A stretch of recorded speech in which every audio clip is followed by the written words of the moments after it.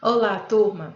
Hoje, na nossa primeira videoaula, nós vamos estudar literatura de cordel. Bom, pessoal, hoje nós vamos aprender um pouquinho mais sobre a literatura de cordel. Muitas pessoas acham que a literatura de cordel surgiu aqui no Brasil, mas, na verdade, surgiu na Europa durante a Idade Média, nas regiões da Espanha e Portugal. Lembrando que durante esse período, poucas pessoas tinham conhecimento da escrita, o que fez com que a literatura de cordel fosse uma poesia popular de tradição oral. Só depois, bem depois, com o surgimento da imprensa, essas poesias elas começaram a ser impressas em folhas soltas. Por isso que em Portugal, a literatura de cordel ela era chamada de folhas soltas ou volantes. Quando os portugueses vieram para o Brasil, trouxeram junto com eles essa tradição, que acabou se instalando mais na região Nordeste do que nas outras regiões, mais precisamente no estado da Bahia, na cidade de Salvador, por ser até então a capital do Brasil. Porém, não foi de imediato que essa tradição se tornou popular aqui no Brasil. Só lá por volta do século XVIII, quando os repentistas ou violeiros começaram a cantar os poemas nas ruas, que é esse tipo de tradição cultural que veio da Europa, se tornou popular aqui no Brasil. E foi aí que essa poesia que contava uma história abordando os mais diversos assuntos, como política, folclore, até problemas sociais, trazendo nos seus versos um pouco de humor e ironia, usando uma linguagem coloquial, mais popular, começou a fazer sucesso e a chamar a atenção de alguns autores. Esses autores acabaram estabelecendo algumas regras para poder produzir um cordel. O que antes não apresentava nenhum tipo de estrutura física passou a ser escrito com estrofes com no máximo 4, 6, 8 ou 10 versos.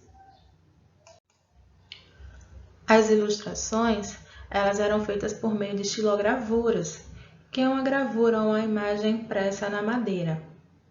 Os principais cordelistas são Leandro Gomes de Barros, João Martins de Ataíde, João Ferreira de Lima, Patativa do Assaré e entre outros. Se vocês tiverem curiosidade em saber mais sobre a literatura de cordel, acessem o site da Associação Brasileira de Literatura de Cordel. Lá tem muitas informações desde o início, tem cordéis digitalizados, falam sobre os principais cordelistas, ok? Lembrando que literatura de cordel aqui no Brasil ficou com esse nome porque os cordéis já impressos eles eram expostos em barbantes, em cordas, ficavam penduradinhos, assim como tem na imagem ao lado, tá bom? Bem, aqui nós temos um exemplo de um cordel.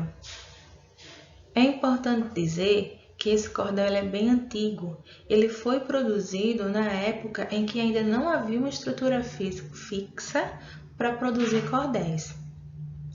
Os autores antigamente eles não tinham essa preocupação.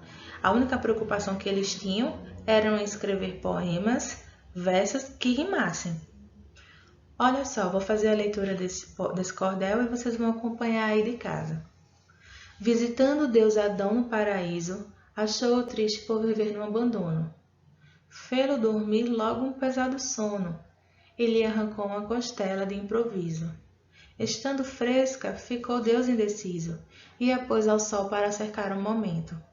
Mas por causa talvez de um esquecimento, chegou um cachorro e a carregou. Nessa hora, furioso, Deus ficou, com a grande ousadia do animal, que lhe furtara o bom material, feito para a construção da mulher.